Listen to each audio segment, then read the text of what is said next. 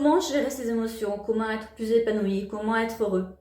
On voit ce type de vidéos un peu partout. Et pour moi, le problème est dans le mot justement gérer ses émotions. Les émotions, ça se gère pas en fait. Dans le développement personnel, spirituel, on entend souvent il faut être de la gratitude, il faut être positif, il faut... Et hop, on se met une injonction de plus. Comme s'il n'y en avait déjà pas assez. Hein. Surtout quand on est des femmes, il faut dire ce qui est. Ben en fait, on ne peut pas être positif tout le temps. Et être positif, il y a un gros risque. Je prends souvent cet exemple-là de mes patients, c'est que si vous voulez être tout le temps positif, vous dites ouais, je vais être tout le temps là au niveau des émotions, toujours, toujours. Ben en fait, à force d'être là, en fait, là devient ici. Et ça devient moyen. Parce que tout simplement, c'est parce que il y a des bas qu'on pense au haut. C'est parce que d'un coup, vous allez pleurer que votre joie prend encore plus d'ampleur. Si vous dites à votre corps, non, pas trop d'émotions négatives, pas trop de tristesse, pas trop de colère, pas trop de... Eh bien en fait, il va avoir pas trop de joie aussi, pas trop de rire aussi. C'est pour ça que d'ailleurs, si vous observez, si vous êtes hypersensible, que vous observez les personnes sensibles autour de vous, c'est des gens qui pleurent de tristesse assez facilement, mais c'est des gens aussi qui vont rire facilement, qui vont sauter de joie facilement.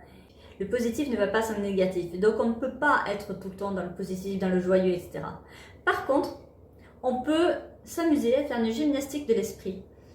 Lorsque on a des émotions un peu négatives, lorsqu'on est en colère, se dire ok, qu'est-ce qui me met en colère? Pourquoi je suis en colère contre cette personne? Est-ce que c'est parce qu'elle a dit quelque chose qui m'a blessée? Est-ce que c'est parce que je ne suis pas entendue? Est-ce que j'ai l'impression que je ne suis pas à ma place? Qu'est-ce que ça implique en moi? Qu'est-ce qui se passe en moi? Et regarder ce qui se passe en nous et voir comment on peut digérer cette émotion, comment on peut l'accepter. Ça, c'est un travail qu'on peut faire, que ce soit pour la colère ou pour la tristesse. Et juste le digérer et prendre le temps de ressentir cette émotion. Plus vous allez essayer de le pousser, plus elle va rester parce qu'on va être dans la force.